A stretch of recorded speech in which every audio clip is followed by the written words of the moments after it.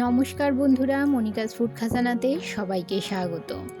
এখন তালের মৌসুম চলছে আর তাল দিয়ে অনেক রকম রেসিপি তৈরি করা যায়। আমি আজ তৈরি করব তাল কদম পিঠে। এই পিঠেটা দেখতে যতটা সুন্দর, খেতেও ততটাই মজার হয় আর খুব কম সময়েই তৈরি করে নেওয়া যায়। ভিডিওটি স্কিপ না করে পুরো ভিডিওটি শেষ পর্যন্ত দেখার অনুরোধ রইল। আশা করছি আজকের রেসিপি সবার ভালো লাগবে।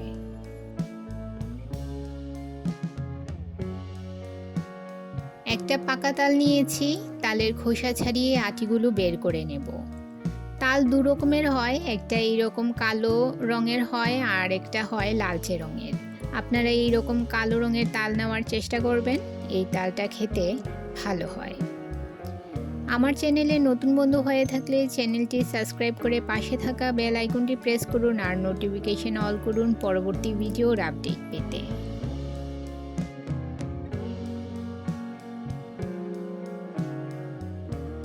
খোসা ছাড়িয়ে আটিগুলো বের করে নিয়েছি। হাতে অল্প অল্প জল নিয়ে আটিগুলো কচলে নেব। এতে করে আটিটা নরম হয়ে যাবে আর তালের পাল্প বের করতে সুবিধে হবে। একটা এইরকম প্লাস্টিকের ঝুড়ি নিয়েছি, এতে ঘষে ঘষে তালের পাল্প বের করে নেব। বন্ধুরা, যারা এই পর্যন্ত ভিডিওটি ধৈর্য সহকারে দেখছেন অথচ একটা লাইক দিতে ভুলে গেছেন, তাদের কাছে অনুরোধ, প্লিজ একটা লাইক দিয়ে ভিডিওটি কন্টিনিউ করুন। আপনার একটা লাইক পৌঁছে দিতে পারে আমার রেসিপি আরও বহু মানুষের কাছে। তালের পাল্প বের করে নিয়েছি, এই যে দেখুন কতটা ঘন পাল্প বের হয়েছে।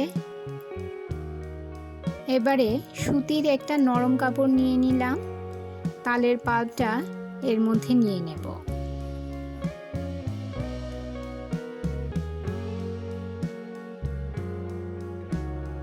সামান্য পান খাওয়ার চুন এতে দিয়ে দিলাম।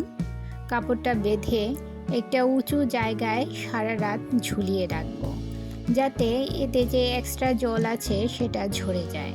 চুন দেওয়ার ফলে তালে যদি কোনো রকম তেতো ভাব থাকে সেটা বের হয়ে যাবে।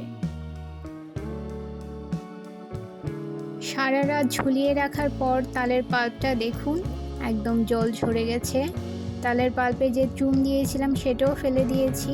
এবারে গ্যাসের চুলায় কড়াই বসিয়ে তালের পাল্পটা দিয়ে দিলাম। এখানে 1 কাপ তালের পাল্প নিয়েছি আর দিয়ে দিলাম 1 কাপ পরিমাণ জল ও স্বাদ মতো নুন। সব কিছু ভালো করে মিশিয়ে নিয়ে গ্যাসের চুলাটা অন করে দিলাম। তালের পাল্পটা সামান্য ফুটিয়ে নেব। তালের পাল্পটা ফুটতে শুরু করলে এতে দিয়ে দিলাম 1 কাপ পরিমাণ চালের গুঁড়ো। তালের পাল্পের সঙ্গে চালের গুঁড়ো নেড়ে চেড়ে মিশিয়ে একটা ডোয়ের মতো তৈরি করে নিতে হবে। খেয়াল রাখবেন ডোটা যেন শক্ত না হয়। যত নরম ডো হবে তালের পিঠাটাও কিন্তু ততটাই নরম হবে আর খেতে ভালো লাগবে। ডো তৈরি হয়ে গেছে, এবারে চুলা থেকে নামিয়ে ডোটা ঠান্ডা করে নেব।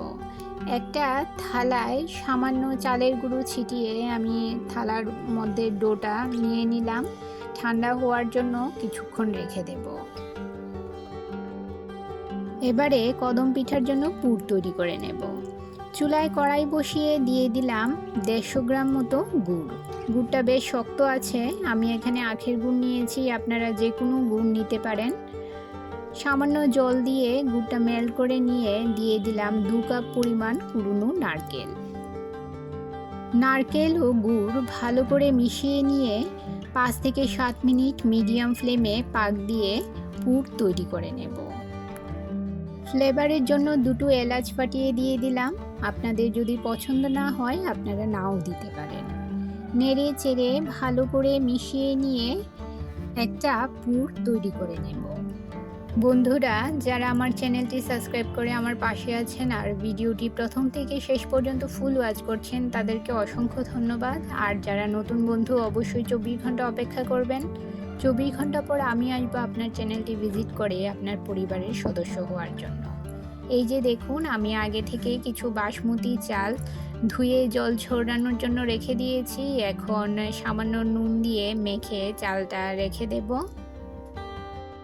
পিঠা তৈরি করার জন্য ডো রেডি হয়ে গেছে আর পুরটাও তৈরি হয়ে গেছে। আর এখানে আমি বাসমতি চাল জল ঝরিয়ে নুন দিয়ে মেখে রেখে দিয়েছি।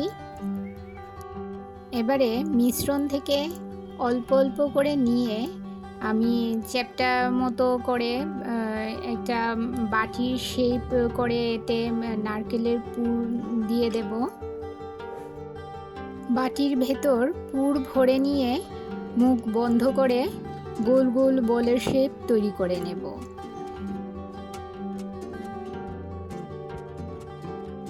এই যে দেখুন, চালটা অনেকটা নরম হয়ে গেছে আর ফুলেও গেছে।